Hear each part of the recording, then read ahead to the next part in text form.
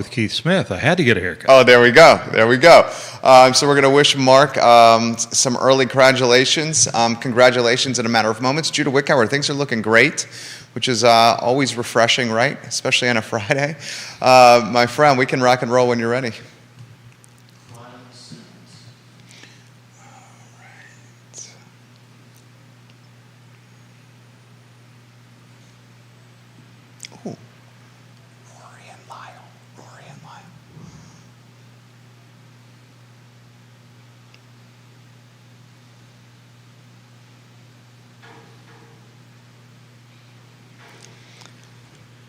Good Friday morning, guys. I'm Jerry Miller, and welcome to Real Talk with Keith Smith. Thank you kindly for joining us. An absolute pleasure to connect with you guys through the I Love Seville Network. Today's show presented by Keller Williams Alliance QB, the benevolent dictator, Quentin Beckham, and Keller Williams Alliance. Undoubtedly a team you can trust in this tumultuous real estate market, guys.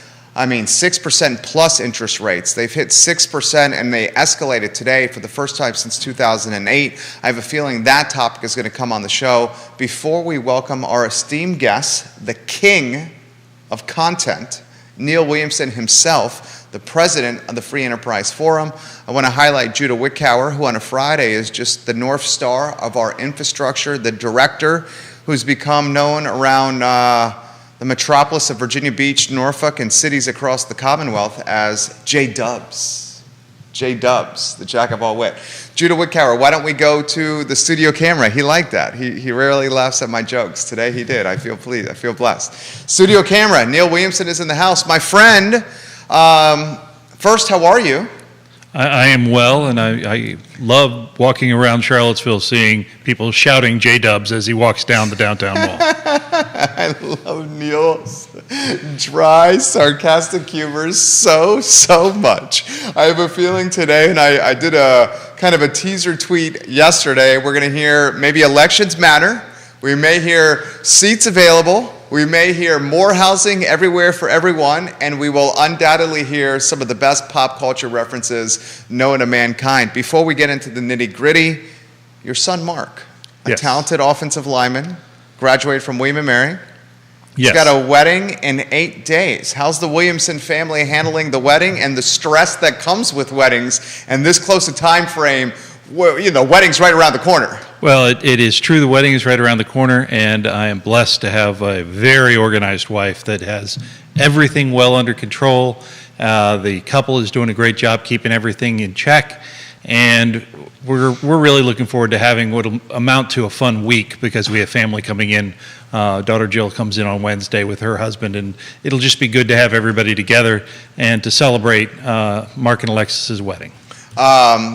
Are you in that state of period where it's just follow what's been told to you, keep your head down, and just get things done? Is that where we're at right now? I'm not certain that isn't where we are every day. Neil Williamson, that's for me as well. That's for me as well. You're getting props from Ashley. So she says, congratulations, Neil Williamson and son Mark. Neil is so prepared and ready and looking quite spiffy this morning. Wow, he got the spiffy props today. All right, I'm going to get out of your way. The show and the topic this week, Home Depot purchases much of Fashion Square Mall. It undoubtedly went viral. You knew about this as early as anyone. Where do you want to go on this topic? Well, I think it's important to recognize, and I'm thrilled that you have the guest you do for this afternoon's program. This is still in a process of becoming. There are still designs to deal with and the like, but it's a done deal. And I think it's important to recognize that one of the things that I've said on this show a number of times, in order to have any plan come to fruition, you need to have a willing property owner. The county put forward a plan called RIO 29 that included intersections going through Fashion Square Mall. That at the time I found to be troubling since they don't own Fashion Square Mall, but they were saying these are things that could be. Don't take it literally. They're lines on a map. It's hard not to take them literally. That being said, those lines aren't going to happen, but the idea of the connectivity throughout the parcel may happen because now we have 2 or 3 distinct uses that may end up being 2 or 3 distinct buildings. You may have a standalone Home Depot, and then a standalone mall, and then a standalone Albemarle County service facility. That's a different model than what is currently in RIO 29 plan that calls for a form-based code. I don't think any model that Home Depot has, and they have a few, would match what the form-based code calls for. Okay, so that's a fresh take right there, and that's where he knows this topic better than anyone.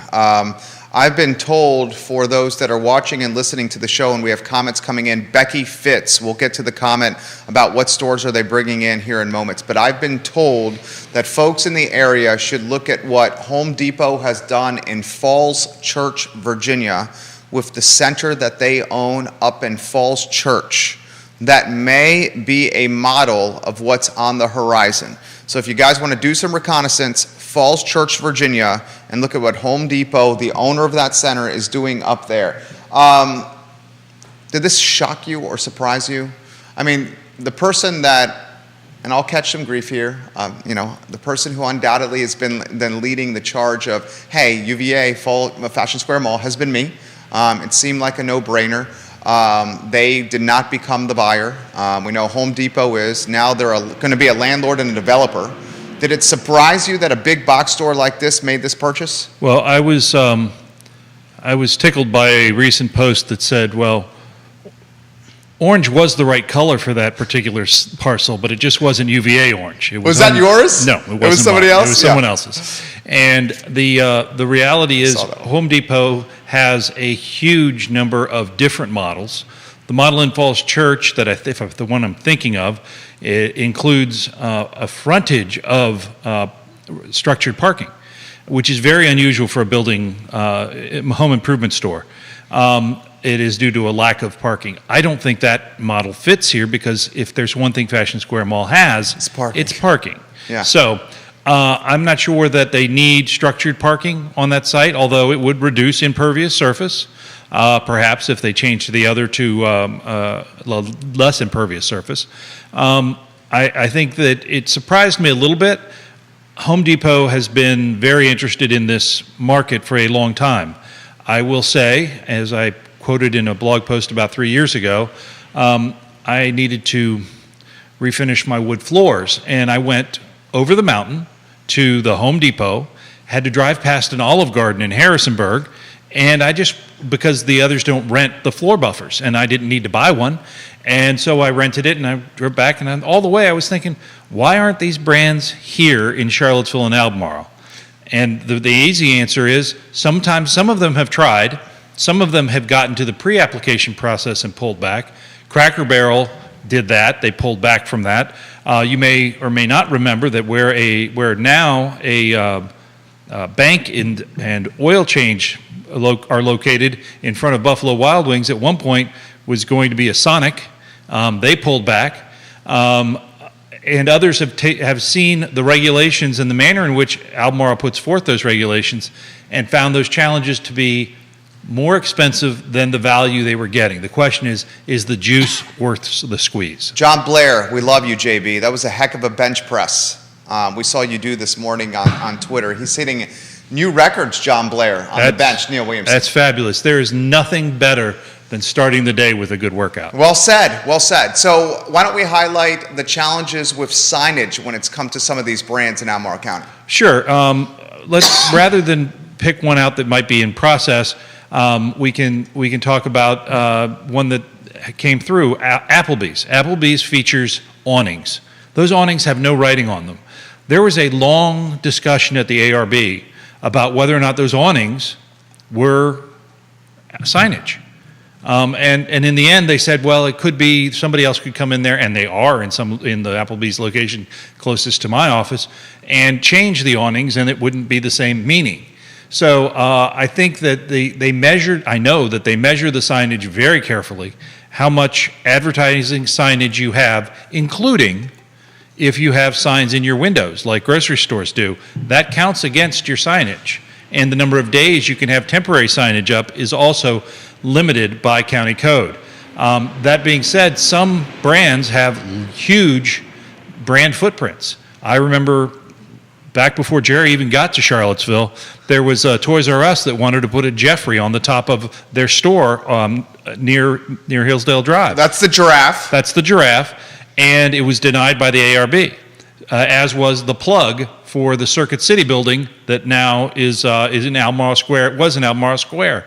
There are these are things that Albemarle has done to say, we're unique, we don't recognize your logo as being as important, and you will have to fight with us to get your logos, especially if your logo contains a red known as PMS 186, because that's like the evil red that no one seems to like. Neil Williamson is dropping knowledge right now. That is fresh takes, not mentioned in any media outlets so far. Becky Fritz is asking some of the businesses that are coming to the mall currently, and this is directly from General Manager Athena Emons, who's going to join us on the I Love Seville show at 12:30. They have, and I'm going to read her quote directly. She texted me this. In the past several months, we have or will be opening just over 31,000 square feet of new retail, including Bintastic, Elite Empire, Snaptrap, and Nails Next Door. She also said there will be an additional 5 new tenants announced before the holidays. I spoke to some of the tenants. The tenants were very, very, very, very straightforward with me. They said they've been working with Albemarle County since May to get their businesses open and are still in purgatory when it comes to opening their businesses. A lot of these are literally mom and pops, like I'd say just about all of them. And fortunately, Athena and her team at JLL has worked with them with their lease to try to limit overhead since this process is taking so long. She also indicated that previous managers would not have been so flexible or generous. They would have said to these tenants, you're paying full rent, you sign the lease, you give us the full nut every single month. But the majority of them, Neil, have filed permitting. It's the CO since May. Certificate of occupancy. Certificate of occupancy, and still it's in limbo. Right now, building permits are taking in Albemarle County. A simple building permit, this isn't a rezoning or a site plan, a simple building permit is taking between 60 and 120 days. The biggest problem with that for builders is there's no consistency. So, as horrible as it is, if you've planned for 120 days and it comes in 60, well, your client wants you to start building. Well, wait a minute, I planned for 120. That's 2 more months of time that I was planning to have my crews doing other things. In defense of other management, I would suggest that this is the market at work. This is Smith's invisible hand. There was capacity. In order to reduce capacity, they reduced rents, created more flexibility, and created opportunities for businesses to operate. Many businesses that could have been standalone internet-only businesses now have a bricks and mortar presence for a short term, perhaps. But I mean, that is the kind of ingenuity that you need to do in property management today as you're fighting against Amazon and the others who, you're sitting right here and you could be shopping. That's right. Adam Smith just got a reference right there with the invisible hand of economics right there. I love what Neil Williamson brings to the table here. So you got a JCPenney that is now an Albemarle County optimized public service center. It's an opportunity for what? Mechanical work, storage of Albemarle County vehicles, just kind of like this. How would you characterize it? I would characterize it as a more than a city yard. Okay. Which a city yard would be just a place where you park vehicles. Which is in Star Hill for Charlottesville City. Star Hill but also a maintenance facility. They will have maintenance availability outside of the elements, and this is something they've needed to do for some time. When it was first announced, I was not as thrilled as some. But the fact that they're leasing rather than purchasing, if you purchase, you then take that property off the tax rolls. If you lease, then the taxpayers pay taxes, which I guess is kind of weird too, on the land because your taxes are part of your rent. As anyone who is a renter knows, taxes impact you. Undoubtedly. It is an absolute fact. Don't say, well, I don't pay property taxes because I rent. No, you pay property taxes. It's embedded in your rent. Right. It's either a triple net lease or the landlord's going to pass those taxes down to the tenant downstream in the form of a rent increase. That's how it happens, folks. So you got the J.C. Penney. That's this city yard on steroids for Albemarle County. You got the Belk's Woman's Store. That's to be determined. You got Home Depot and the rest of Fashion Square Mall. That's to be determined. You got a massive asphalt parking lot there as well. You got a number of new tenants, as the general manager explained, 31,000 square feet of new retail coming. So there's a lot of limbo happening here. I got a very straightforward question for you. Were you at all disappointed that this didn't turn into housing? No. No? I really wasn't. It's not as well situated for housing. And was I disappointed that it didn't turn into mixed use? Probably. Okay. The mixed use option would work. The challenge with mixed use, and this goes back 20 odd years now, about 20 years, there was when the new Lowe's came in south of town, the then chair of the Thomas Jefferson Partnership, or Thomas Jefferson Planning District, said, I was really disappointed there weren't apartments above the Lowe's. And it was explained to me, and again, I don't know these things, it had to be explained to me, there is no bank in the world that would insure a building that had residences above it as a build from the ground up. Because you might do that if it was already existing and adaptive reuse, but built from the ground up, every problem that apartment has above, plumbing leaks, et cetera, will downfall into your store. And that mixed use at the time was very difficult to insure and finance. So I understand those realities. I would still love to see a portion of this parcel become additional housing. You know, on the periphery, I could really see, this is really in an area where services are well delivered. And you have some affordable housing right there on the back with mall side.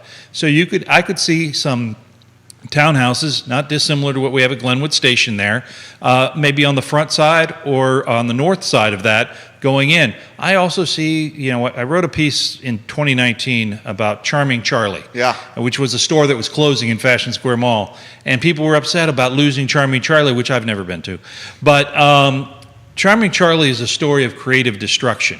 We are always as Americans, generally speaking, in this bout of becoming and growing and changing. Change is hard. Change requires us to accept that we do not know, as opposed to that we know. That's a big leap. That's a big leap. Free Enterprise Forum for that content. Check it out and support the man, please. Free Enterprise Forum. More comments coming in. I promise I will get to these in a matter of moments. I have some questions myself for Neil Williamson. Lauren Wade, we'll get to that in a matter of moments. Kevin, we'll get to yours in a matter of moments as well. We'll talk interest rates, which are clearly all over the feed right now. Home Depot and from your take, Albemarle County, what kind of timeline do you think we're looking at here? And I know you don't have a crystal ball. There is a prop for one sitting literally behind you. Can't see into the future.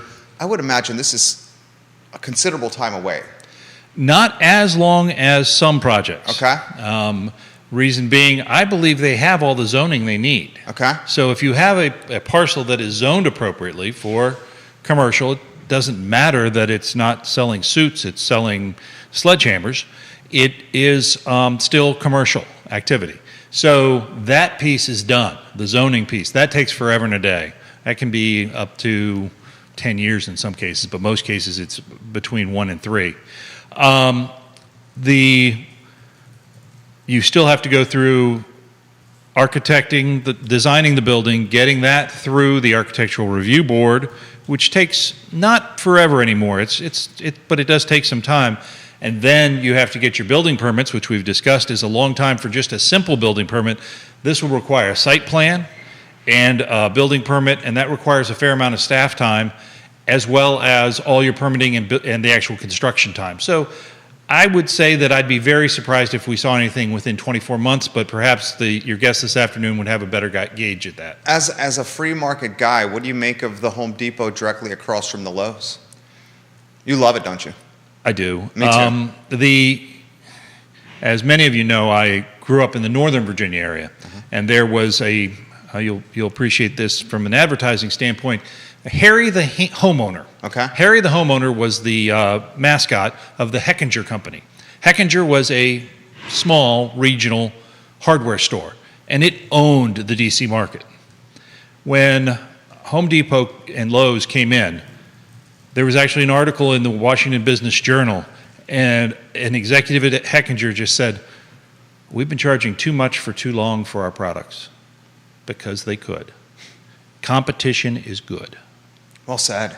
Directly across the street from each other, and I think anyone who's been to that Lowe's, Judah's given the nod as well. If anyone's been to that Lowe's on 29, it can be a cluster, man, and it's not always the best from a help standpoint. So having a competitor directly across the street, I think is going to raise everyone's game and make everyone offer better service, better price points to us, the customers. The impact of this project on Albemarle County as a jurisdiction. Anywhere you want to go with that one? Well, sure. This actually dovetails back to your housing question. By this not being in housing, the way that the current tax regime is in Albemarle County and most of the United States, housing does not pay for itself, but commercial activity exceeds paying for itself. They pay the freight, plus you get 1% of the sales tax returned to you. Now, if you have X number of people buying 2x4s and you have one store to buy 2x4s, do you then have 0.5 people buying 2x4s in each one, or do you increase the number of people buying 2x4s? That's a great question. And so do you cannibalize the tax base, or do you expand it?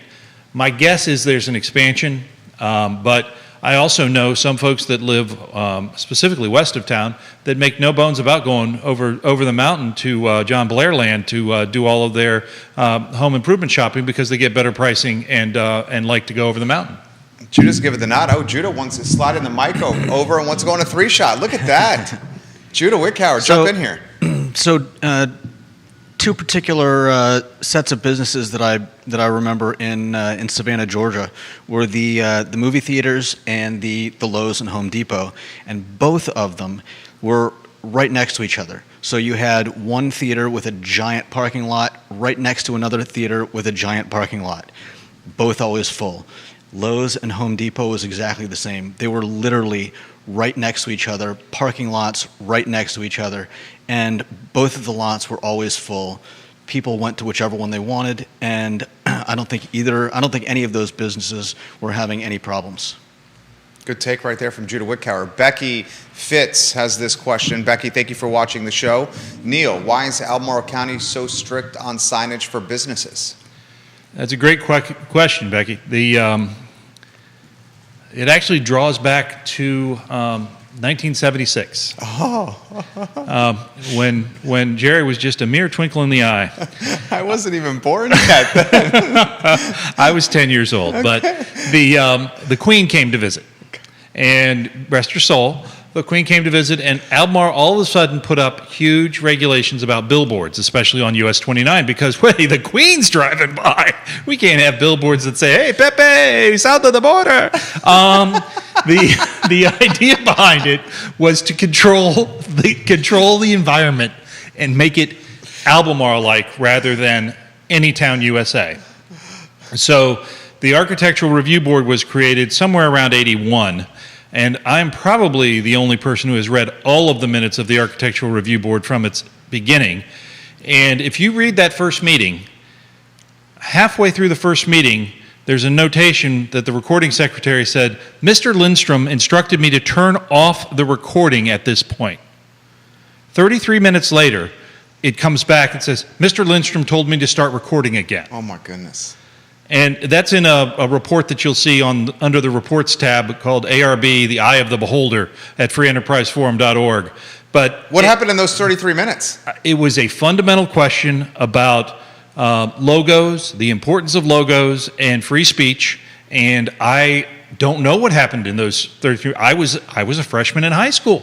I wasn't there, but that did happen, and it's documented in that report, ARB Eye of the Beholder. Oh my goodness. Free Enterprise Forum, guys, for that knowledge right there. This question's coming from Stephen. Would you characterize Albemarle County as pro-business, and how does it compare to the city of Charlottesville with facilitating new business to come to the county or the city? That's a great question. That is a great question, and I'm remiss if I don't mention the Rodney Dangerfield movie, Back to School. In that movie, Rodney Dangerfield sold big and tall men's clothes. And his point was, if you want to look skinny, have fat friends. So when you stand Albemarle County's building permit approvals up against Charlottesville, Albemarle looks pretty good. Charlottesville is currently trying to rework their entire neighborhood development services. They are in a mess right now. I firmly believe that the top of the chain is working diligently to fix the problems, but they're taking longer. That being said, would I consider Albemarle business friendly? Depends on the business. Depends on who you know. Depends on how you go about it. I have an unbelievable amount of respect for Roger Johnson, who's the economic development director. He's awesome. He's awesome. I'll tag him. He is awesome, but he is also one of the people that understands Albemarle and how Albemarle does things. And so he needed, when he came in, and there was someone there before that was a little more of a bull than China shop, that said, you need economic development and you should smarten up and realize you need it. And instead, Roger's come forward with, okay, what would economic development that you would approve look like? Should we keep the jobs that we have here by giving somebody a place to expand or ability to expand? The idea of, well, where will your children work? How about the career ladder jobs? Where are those jobs? These are really deeper questions than, do you want to have a Sonic at the end of North 29? Well said. You're getting a question, more of a comment for Paul MacArthur, who's watching the program. Paul, we love when you watch the show of Avenue, and he said Home Depot and Lowe's, when it's all said and done, offer very different services. And this will be very, very evident when they're next to each other on 29. I couldn't agree more. The buffing story being one, the tool buffing story that I had to go over the mountain in order to get it, because that's a service that Home Depot offers that Lowe's does not. Jamie Turner, welcome to the program, the mayor of Gordonsville, repping the pep and Culpeper. Multiple folks are loving the dad jokes and the pop culture references right now. This question is a very intriguing one. What could make both Albemarle County and the city of Charlottesville more facilitators or better facilitators of business? We all know we need incremental tax revenue, as Jerry likes to put it. That's Grayson, who is watching in Belmont. Grayson, we love when you watch the show. Thank you, Grayson. That's a great question. Right now, Albemarle County is going through the beginnings of its comprehensive plan they've labeled AC 44. Charlottesville is going through a zoning rewrite. There have been a number of announcements about economic development recently. We may touch on some of those across the state. My question every time I read an economic development success is, where would we put that here? Where would that go? And the answer is, there are no spots ready to go. And the other answer is, well, we don't have enough land zoned light industrial, and that land that we have zoned light industrial, many of them are converting to housing because the costs associated with locating here are too high. How do we fix that? And what type of investment could we make to make that happen? And what is it we want to be? I mean, do we want to be sitting in gated communities as professors of the university and have people driving 30 miles in every day to service our economy? Or do we want to have a diversified economy and diversification of housing across our entire community? Well, and this is like, I want the diversification of housing, and I would like the prioritization on economic development, because it alleviates the burden on rooftops and personal property. And I don't have the ties to this community like you do. I've been here 22 years, came here as a first year at the University of Virginia. And all I've seen is the taxes on housing and personal property become more difficult to digest, to the point where, like, inner circle friends of mine, 4-year degrees from UVA, master's degrees from UVA, are legitimately being priced out of Charlottesville and Albemarle County, to the point where 3 families, inner circle friends of mine, have moved to Waynesboro because of the price points when it comes to housing, and they just say, hey, we don't mind the commute as much, and we also have this opportunity to work in this hybrid setting. And that demoralizes me, because we don't get to see them as much, and these are people that certainly would love to live in the area. So I think the economic development should be prioritized, but am I wrong in seeing that's not always the case for everyone in leadership? I think you're right and wrong at the same time, as Keith would say. Yes and maybe no. Maybe yes, maybe no yes. It's a good exercise to review other localities and how they approach opportunities, be they economic development opportunities, be they housing opportunities, and how long it takes them to get through the process.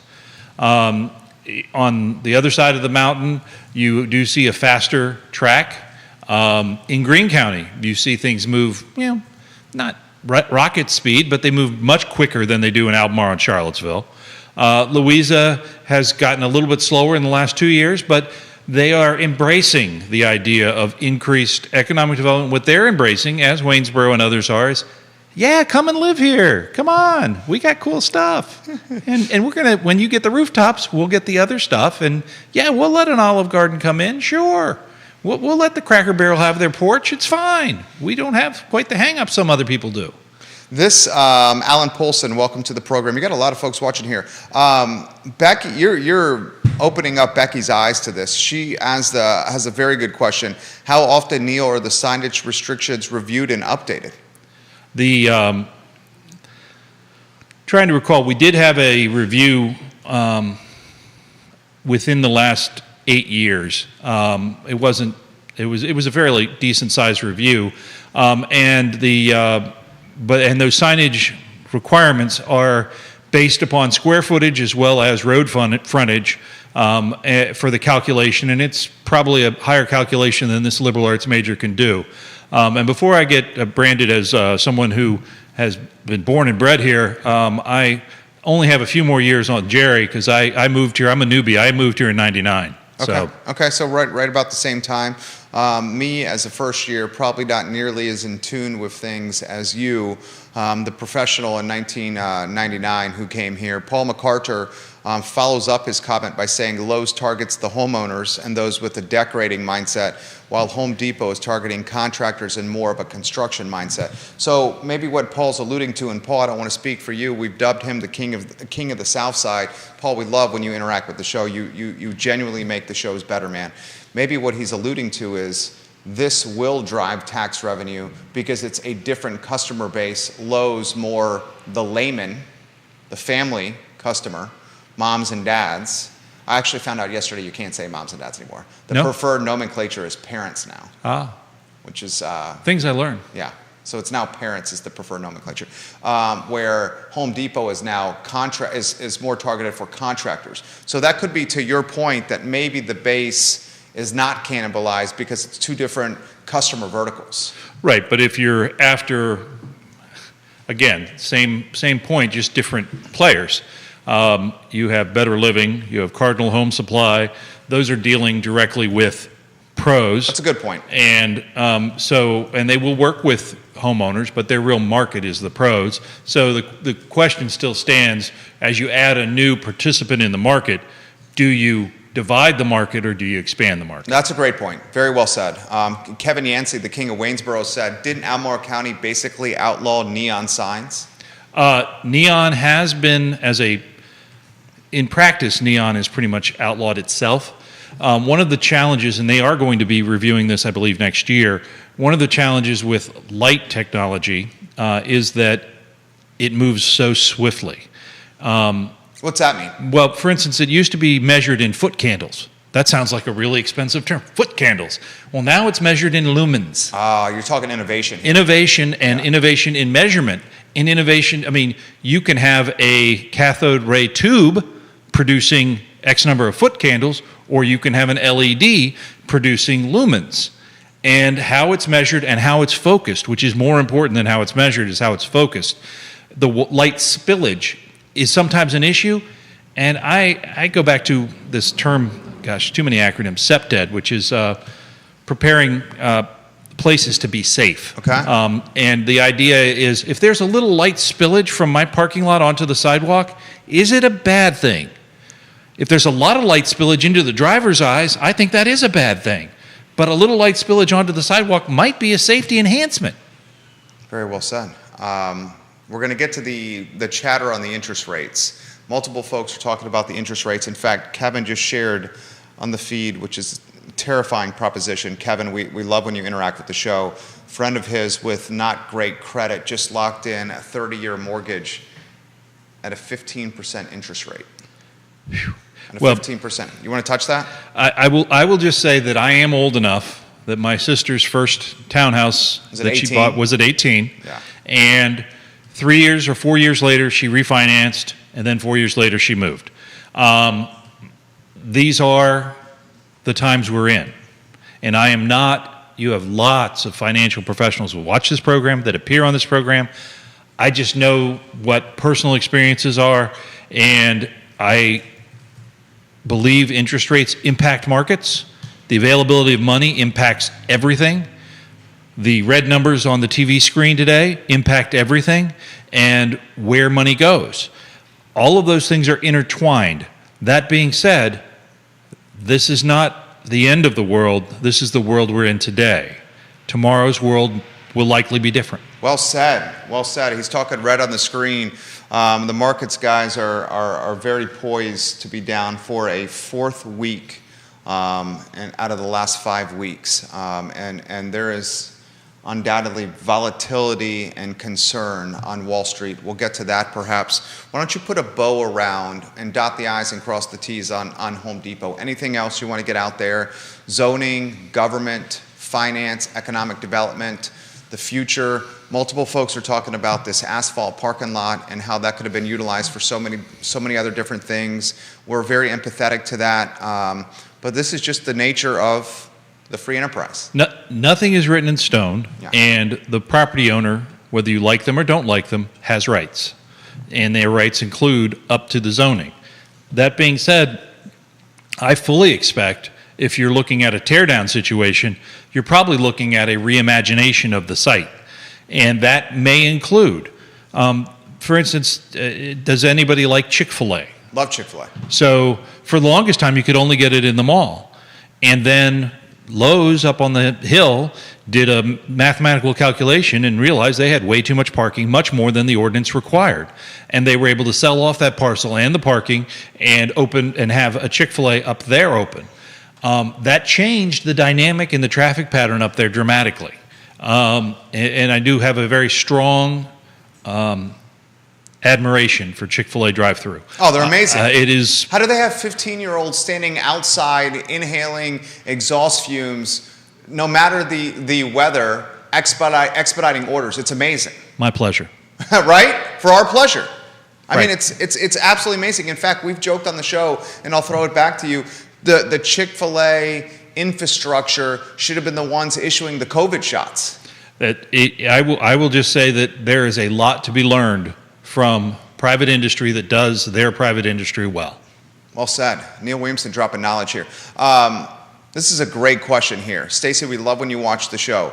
Can you please ask Mr. Williamson if the city of Charlottesville should be very concerned that Albemarle County is going to continue taking tax base away from the city? You can go a lot of ways there. You got the revenue sharing agreement. You can go in that direction. There's a lot of possibilities. I'm very curious of what you have to say on this. I believe that the city of Charlottesville is a highly attractive location for some businesses. And I believe the city of Charlottesville and Albemarle County work together well on economic development. The assets that Albemarle County has are different than the assets that the city have, and thus I believe their economic development targets are different. Over the years, they've traded various folks, one in one locality moved to the other and vice versa, and there will always be that. But as a region, we all survive by economic vitality being positive for all. Well said. Economic targets are different. What exactly does that mean? I would suggest that VMV Brands does better in a city urban environment than it would do out at the research park. Yeah. Why is that? Different base of customers, different mindset of customers and how they go about life. So location matters. Yeah. So there are many businesses like VMB Brands that want to be in that urban center.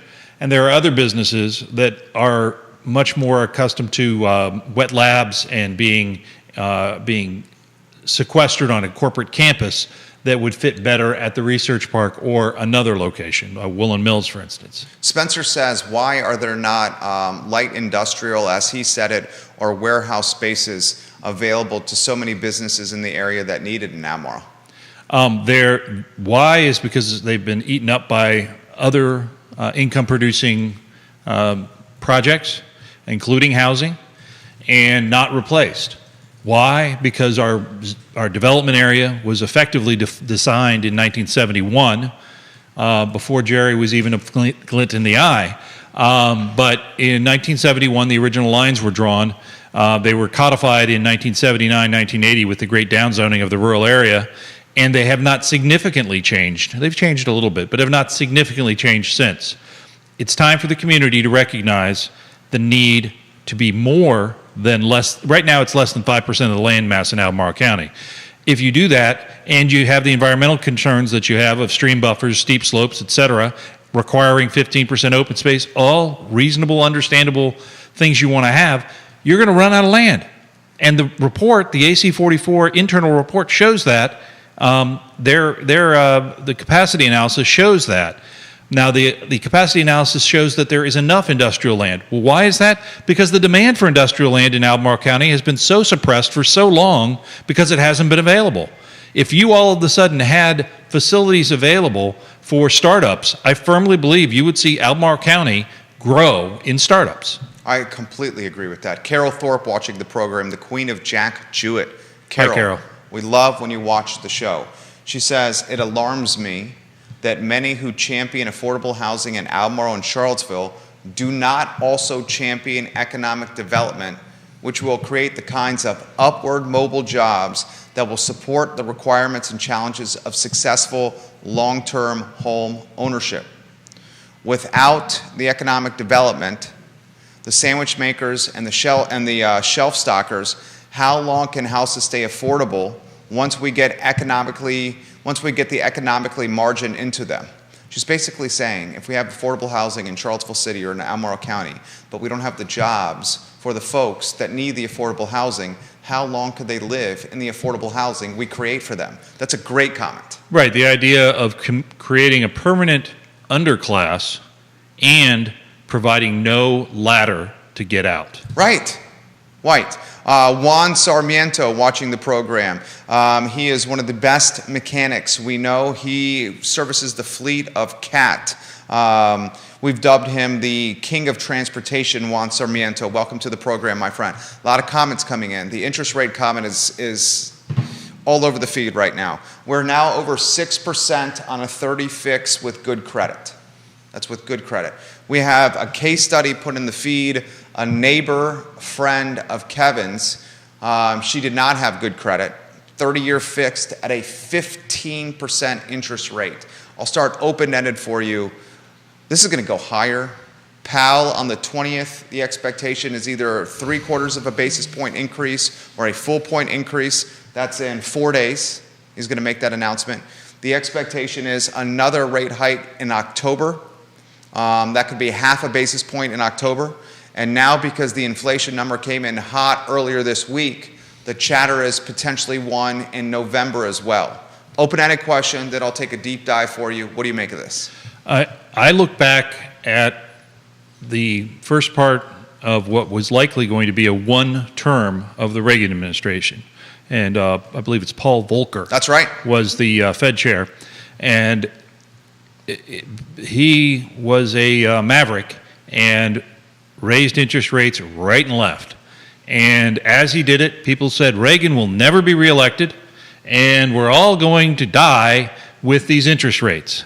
And the folks in the Reagan administration smiled and said, hang on, wait, there's more. And in the end, supply side economics, which was David Stockman, was the director of budget, forced additional dollars into government programs that had been mothballed previously and generated significant new revenues, spinning the economy forward. And he was reelected by the biggest landslide in history in 1984. So I think it's important to recognize that this isn't the same time, but the past is important. History is important to remember how things looked pretty bleak. I mean, 18, 21% on a mortgage? Yeah. Now, the other part of this That's is credit card rates. These young people like Whitgower and Miller here, they haven't lived through 6% interest rates. It's a new thing. My first place was 6 1/8. Okay, so it's just, you were just there. You were Villas at Southern Ridge. Right, Yeah, but it was 2006. 2006. Yeah. So your first place was 6%. So now we are seeing new ground if we're over 6%. Yeah. And that's scary. That's scary. And I mean, my daughter, when we purchased something not so long ago, she couldn't believe we paid over 2% in interest. Well, what are you basing that on? Well, we bought something about 4 years ago or 4 months ago, and we were able to. That's not now. And we've seen all of this before. That's the first line in Peter Pan. All of this has happened before. His daughter, living in the thriving metropolis of Boston, on the line, the train line, if memory serves correctly, her better half has to take the train a number of stops. So they purchased something right at the end of the line, and Neil very much enjoys staying there with his beautiful daughter and son-in-law. Is that accurate? It is accurate, and I have what they call the Charlie card. I knew the Charlie card was in my wallet. I'm ready to use it at any time. I love this guy so much. Vanessa Parkhill, welcome to the program, the Queen of Earlysville. My friend, throw this to you. Interest rates that are, guys, it would not shock me if we hit 7% plus in the next 30 days. Especially with Powell doing this 0.75 basis point increase in 4 days and another one coming in October. High interest rates and affordable housing seem to be oxymorons. They do, but they also create opportunities. Oh. When you have high interest rates and you can work with nonprofits to buy down a loan, to perhaps assist with down payment, but also you could buy down the rate for a period of time. Those are opportunities that don't exist in a low interest rate market. That is a different product that isn't necessary at all times, but at this time it can help first-time home buyers that qualify for such help. Stephanie Fick, welcome to the broadcast. More questions coming in here. How does that work? You would suggest that someone that's maybe looking to buy a house, struggling to make the payments, or concerned about getting the mortgage, partner with the nonprofit to buy the points down? Is that what you're saying? That's exactly what I'm saying. And sometimes it's a short-term buy down and requires a refinance. It's a roll of the dice. Where are we going to be 5 years from now? But if it's what gets you into that home and makes that home affordable at the proper percentage of income, it is probably a good bet to take. Sally Smith watching the program, and she says, where would the affordable housing even go in the city of Charlottesville? That's a great question. I know that Keith Smith has mentioned what is going on Nassau Street. Yeah, with the land trust. With the land trust. I believe that there are opportunities, more opportunities in Albemarle than Charlottesville, only because Albemarle is larger. Right. Charlottesville is 10.2 square miles. And what we're seeing with the new zoning ordinance is likely an inclusionary zoning requirement built in to the ordinance. That's different than the way we've been dealing with inclusionary zoning before. Inclusionary zoning before has been dealt with on a rezoning basis. So what that meant is if you wanted to upzone, you were required to give a certain number of, and demanded that they're affordable for a period of time. In this case, it doesn't matter if you're rezoning or you're doing it by right. everyone will have a level playing field. And if you want to put in 10 apartments, one of those will have to be affordable for a period of time. That's the concept of inclusionary zoning under an ordinance. Kevin Yancey, talk to me about the McIntyre Park comment. I'm up to go down the road of McIntyre Park, but give me a little more ammunition so I can throw to Neil with McIntyre Park. The follow-up question is from Sally that affordable housing seems to be a ruse around here. We've been looking for housing for almost 2 years. With the rates going up, we've pretty much given up, and we've decided that it's either Waynesboro or we're going to move somewhere else to live. We empathize and sympathize with Sally in that comment, Neil.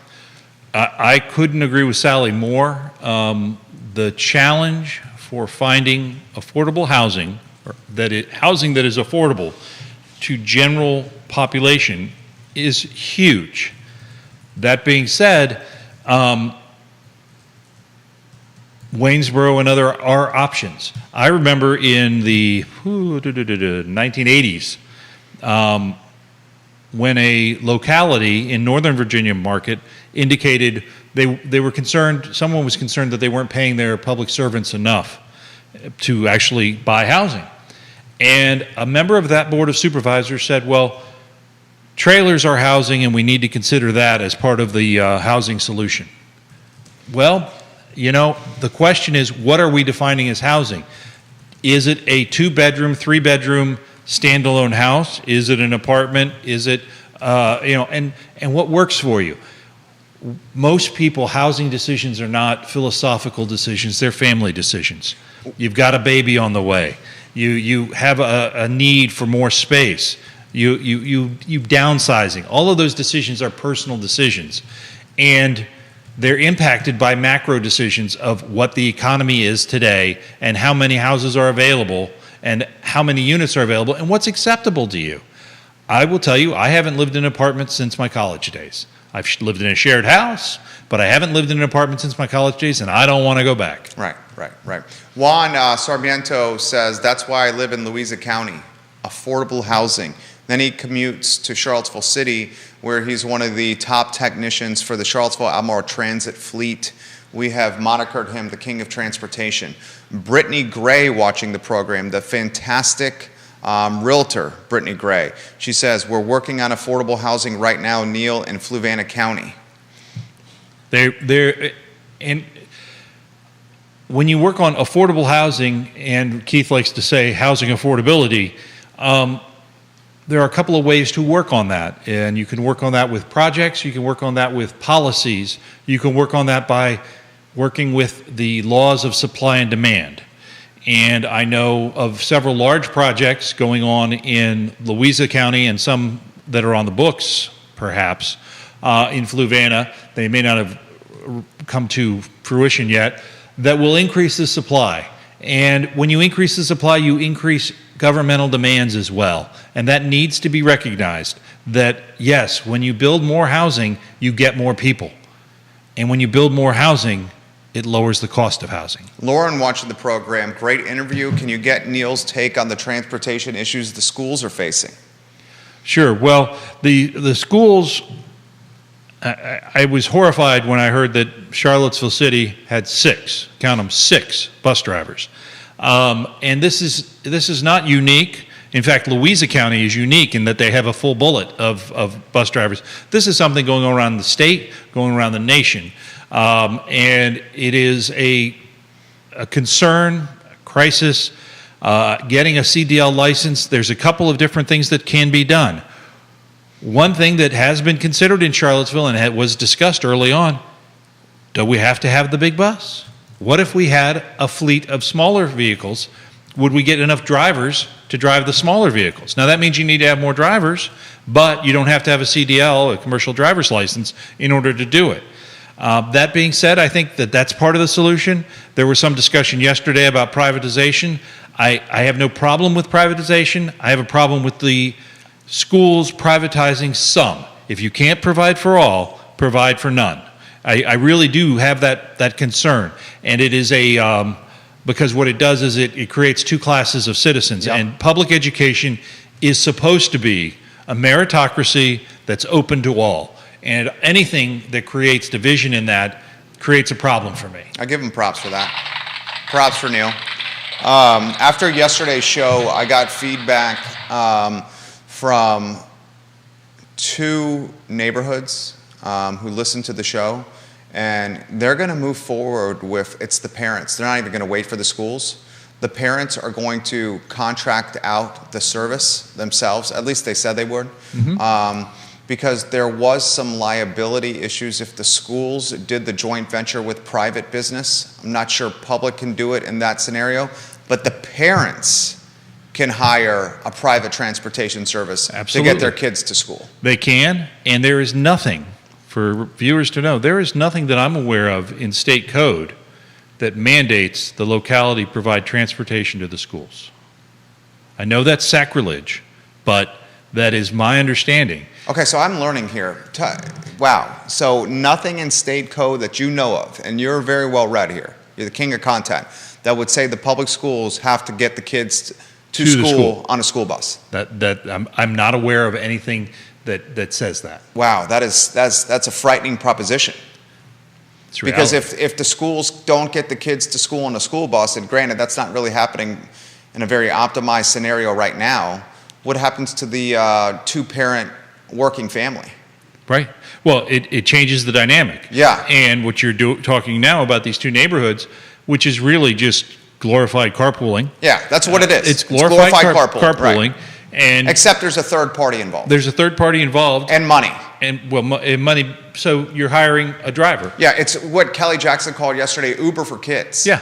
And there's absolutely nothing wrong with that. And the opportunity will be there. And that may reduce the pressure on that, which is your point, on the other venues of transportation. But I'm much more worried about the single mom who's trying to make it work. Me too. And doesn't have an extra $100 a month to give her kid a Wi-Fi equipped bus to drive to school. That's fair. That's a very good point right there. Kevin says, both of you guys, Jerry and Neil, without a CDL, the most you can have is 14 kids on a bus, 15 total because you have to include the driver. Great point. Thank you for that information. And he has a CDL, Kevin, and that's what he does professionally, transportation. He's a driver for a living. He's also encouraged us. Kevin, you're well-read, man. Give us the intel and the insight here. He says, please further research the state requirements to carry students. We're open-minded. We're willing to learn here on the fly, offer some intel. He says there's multiple state requirements. Give us clear... That would be great. That would be news to me, which is fine. This is not my area of expertise. We're 100% open ears and want to learn on the show. The viewers and listeners are sophisticated and smart here. Give us more knowledge on what you're alluding to, and I'm happy to read it live on air. Wow. The state code is being shared on the feed here. Good. Of on the show, so I can read it. The link is here. It shall be unlawful for any person, whether licensed or not, who is under the age of 18 to drive. Okay. Show me the exact line here. I'm doing this on the fly. It's so difficult to do this on the fly. You mean reading code on the fly? Reading code on the fly while hosting a talk show. Can someone take the actual language from the state code? Brittany, will you take the language from the state code of the link that applies to this and paste it in the feed? Because it's difficult for me to do. Juan, who has a CDL, says you still need the passenger certification in order to transport the students. And the passenger certification is very similar with time consumption to the CDL. Gotcha. Again, these are areas that I do not have expertise. I was simply responding to the questions that came up in yesterday's show, right? Where I thought that there was a unintentional discrimination that was going to happen if the schools were involved in that process and were not financial discrimination, and not able. If the schools were supplying it and not able to supply it to all, that was a problem, right? If the parents want to put their money together, that's free enterprise. That's free enterprise. Everybody go rock on. Yeah. I'm all for it. There are bus company, as somebody who's going to be doing some transportation stuff over the wedding, there's a bus company out there that buys used school buses and carts wedding parties with them. Yeah. Are you alluding to Seville Hop-On Tours? Seville Hop-On Tours is a much better bus than the school buses. Okay, on there. We have multiple viewers and listeners picking through the state code to help us with this show. I'm so appreciative. I love this. More, please keep this coming. We're literally learning on the fly here. I'm not able to read through the state code while hosting the show here. Oh my God, the code is here. 46.2-917. Operation of yellow motor vehicles of certain seating capacity on state highways prohibited, exceptions, penalty. It shall be unlawful for any motor vehicle license in Virginia having a seating capacity of more than 15 persons to be operated on the highways of the Commonwealth if it is yellow, unless it is used in transporting students who attend public, private, or religious schools, or used in transporting the elderly or mentally or physically handicapped versions. Right. This supports what Kevin said. How about, what specifically are we looking for? What specifically we're looking for is anything that requires the jurisdiction to provide transportation to and from school. That I've not known. If it's there, I will learn. I'm happy to learn. Yeah. Because if it was there, I have this feeling there would be questions about how far you could walk, which would bring up the Charlottesville walking bus, which is probably the worst branding I've ever heard. But the idea behind, I mean, I walked to school uphill both ways, 3/4 of a mile. But it was, that was what we did. The Charlottesville walking bus is the moniker given to what's going on in Charlottesville City as groups of parents are helping shepherd students from neighborhood, air quotes, bus stops, and then they walk them, they shepherd them to the schools. Yes. And I agree the Charlottesville walking bus is a terrible brand. We're not knocking the effort. No. We're just knocking the moniker. Right. On the show. And I will give Dr. Gurley props, the superintendent of Charlottesville City Schools, who legitimately is like part of the gaggle of students and parents walking from the neighborhoods to the schools. I saw him do it with Venable. I mean, he's on the front lines. And he's doing it when the cameras aren't there. Right, exactly right. That's very well said. Thank you for emphasizing that right there. Kevin says what the private owner wants to wade through to carry the students is completely different, which is supporting our argument here. Right. Because the private owner is the free enterprise. Wow, this is blowing up right here, Neil. Keep the code conversation coming. We do want to highlight a couple of other points here. We can get back on topic on this because this hits close to home. It's parents and kids. It is, and it is amazing the import that those school buses, and as Kelly Jackson was saying yesterday, was the activity buses, after school buses, and how you get your kids places. I'm done. My guys are done. They're going to be both off and married in 2 weeks. So I've navigated that, and I will tell you it is a challenge. And as a child, one of 5 children, it was even more fun, because we were going so many different places. My wife and I had just 2 children. We decided a man-to-man defense was good enough. We didn't want to have to go to a zone. But it is a challenge that we love as parents. But you want your kids to be involved, but at the same time, how am I going to manage this? I'm going to throw this to you. I want to get the New Orleans news out, Yep. and I'm having a lot of code put on the state code, put on the feed. That's pretty drying content, so I'm going to try to break this down while you get the New Orleans talking points out. This is important. Get ready for this. Well, this actually does. I get no credit for this. This is was something that was tweeted yesterday from John Blair of the U.S. Court of Appeals of the Fifth Circuit. And it was a case, and I love this name, the first lead on the case is the White Spider Rental.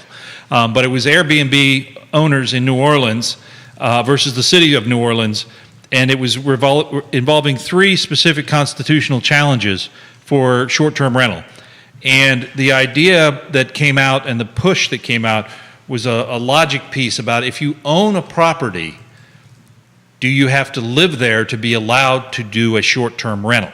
So, in other words, Albemarle County requires that you live in the property the majority of the year, and so does Charlottesville, in order to allow you to rent it short-term. Under 30 days is the code definition of short-term. Now, this case out of the Big Easy does not directly apply to Virginia, but the logic behind it does. property rights, and it's actually a case worth reading because there was a clerk that had fun with it. Well, that doesn't work either. That you don't usually find in dry legal. I guess the South is a little different, but it was a much easier case to read than most cases. And the call, you could see if any of this sounds familiar. Many visitors to the city who stayed in short-term rentals were loud and did not clean up after themselves. The study also determined that the expansion of STRs into residential neighborhoods had led to a, quote, loss of neighborhood character, close quote, and collected, quote, anecdotal evidence that the booming STR market had made housing less affordable. Short-term rental. Short-term rental. That sounds very familiar. It sounds very familiar. Yeah. They weren't able to support that with any real facts, and the challenges of the case really came down to the idea that they were asking about advertising regulations and the like, but the city's residency requirement, the finding found, discriminates against interstate commerce. A law is discriminatory when it produces a different treatment of in-state and out-of-state economic interests that benefits the former and burdens the latter. Then there's a United Haulers citation. A law may discriminate on its face, in purpose, or in effect, but the only form of discrimination that implicates the dormant Commerce Clause is discrimination between substantially similarly entities. The residency requirement discriminates on its face on out-of-state property owners. So it's a violation of the Constitution's Interstate Commerce Clause.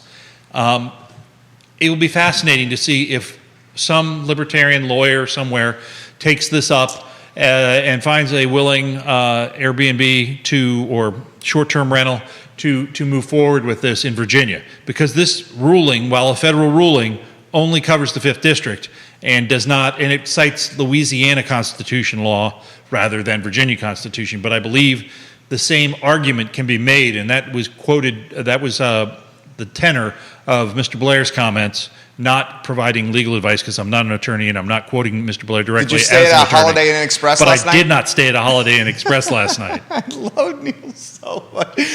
Dude, you're completely right on the transportation. Brittany's gone. Brittany Gray, you've made the show better. 22.1-176 in the state code, transportation of pupils. A school board may provide for the transportation of pupils, but nothing herein contained shall be construed or requiring transportation of pupils, except when it comes to handicapped students. Yep. So Neil is right. My goodness. The school system does not, I didn't know that. I legitimately didn't know that. Well, I knew you were right all the time, No. but I didn't know that the school system did not have to provide transportation. Every now and again, a blind pig finds an acorn. You're 99.99999% of the time absolutely right. So did you hear that, Mom? I can't say moms and dads. Did you hear that, parents? The public school systems no longer is not the right phrase. According to state code, are not required to provide transportation. They can if they choose. They may. Yeah, they may. The code language suggests that they may. They may. And taxpayers, for infinitum, have asked that they do. Right. That is different than being a demand. So, okay, so let's take a deep dive on this. God, I love this show so much. So all these people, and me included, hell, I'm leading the charge here, that have been holding Dr. Matthew Haas and the school system, the school board, incredibly accountable with this following we have.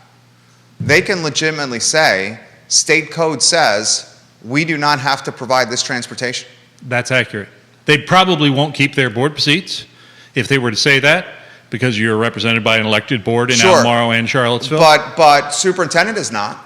Superintendent is not, but superintendent only does, the superintendent acts on the board's actions. But he did get a contract renewal. He did, but it is, the board makes policy decisions. The school board, the superintendent implements those decisions and manages all staffing issues. So the school board, and he's right.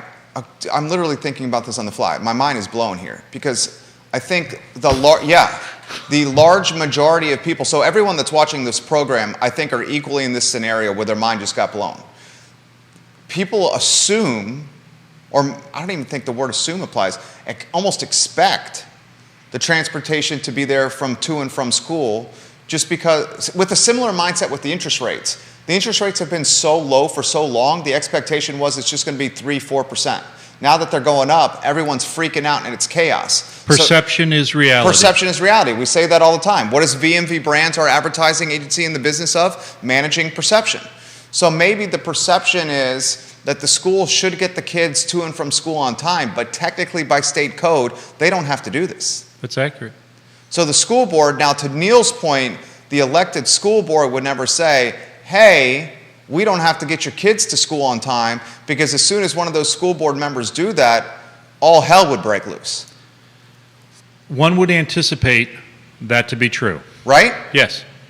Because that would, and you talk about the wealth gap or discriminatory tendencies towards folks that don't have money, that would really, really, really impact the financial margin families. It would, but it is, and so the question that logically follows is, should the state code mandate it?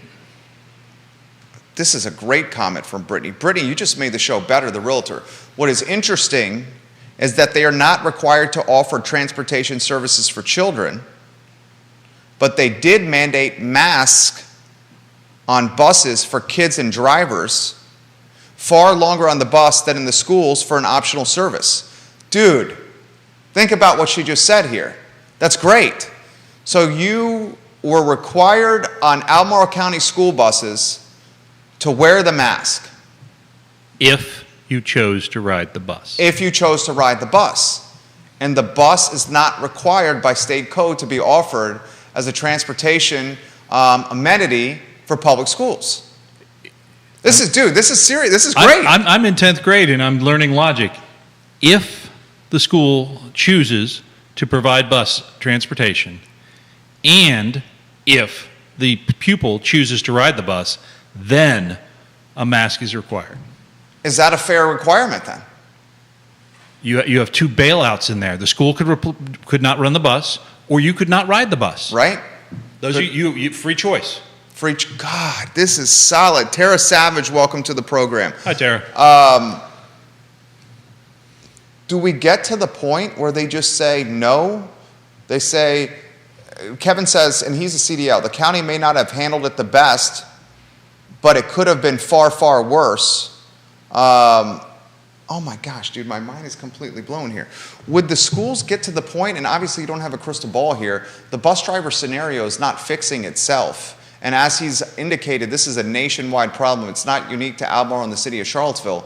Are the public schools eventually going to say, hey, the transportation's not going to be an amenity we're going to offer? Not an answer that I have. Right. How could you have that answer? No one's going to have that answer there.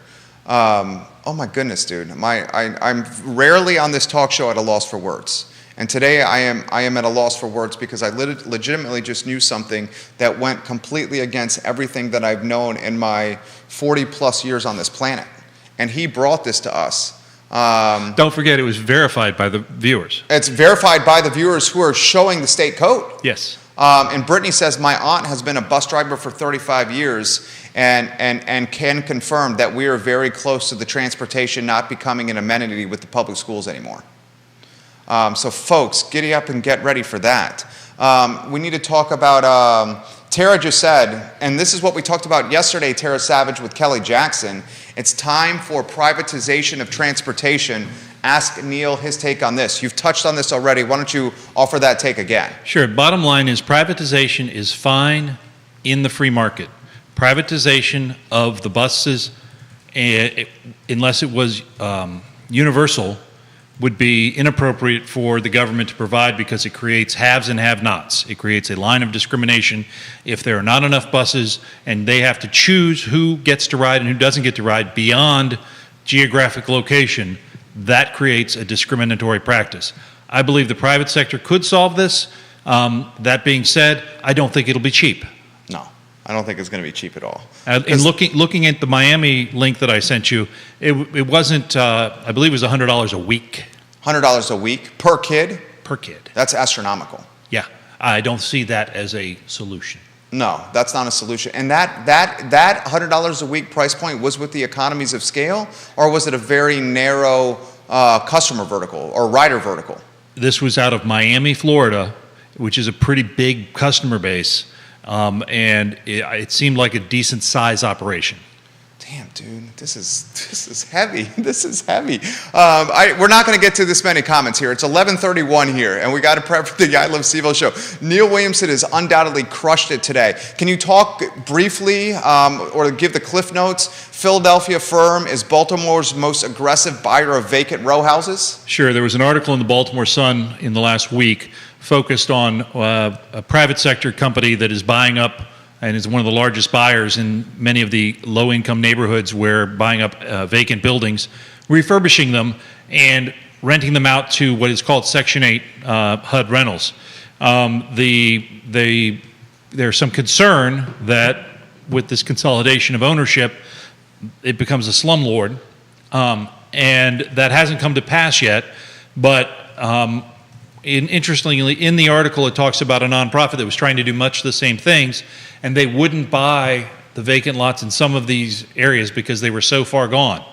And the concern was they're putting good money after bad, because if they don't have the rest of the community already built up, the row houses that they're refurbishing will only eventually just deteriorate. So it's an interesting dynamic. It's out there. It's a concern across the nation of corporate ownership of rental properties. I don't share much of that concern. I believe it's the free market finding a way to make it work. Generally speaking, these are bootstrap operations. In this case, it's a larger operation out of, I believe it's out of Boston, that's doing this work in Baltimore specifically. But they have boots on the ground and contractors on the ground making it happen, converting vacant buildings into affordable housing. I see it as a good thing. Yeah, me too. Dude, one of the best shows we've literally ever done. Neil Williamson, president of the Free Enterprise Forum. How can we support you? freeenterpriseforum.org. Click the donate button and give me money. Please support the man, guys. He provides tremendous value for the community. Support the man. You crushed it today. I'm out there swinging every day. Dude, you crushed it today. And we'll give some props here for Mark Williamson, who's getting married in 8 days. Thank you. Thank you. It was fun. Always. Yeah. Judah Wickhauer, the director. I Love CVille show is up in good night. 54 minutes here with the general manager of the mall in the house, Athena Emons, to talk about the plans for Home Depot and Fashion Square Mall. 12:30, don't miss the show. Alex Erpy will also join us to talk markets and finance today. A lot to cover, guys. Thank you kindly for joining us on Real Talk with Keith Smith. Keith Smith is out of town. The show is archived at realtalkwithkeithsmith.com. So long, everybody. Neil, that was awesome. Thank you. Man, mics are going to go off here in T-minus 4 seconds.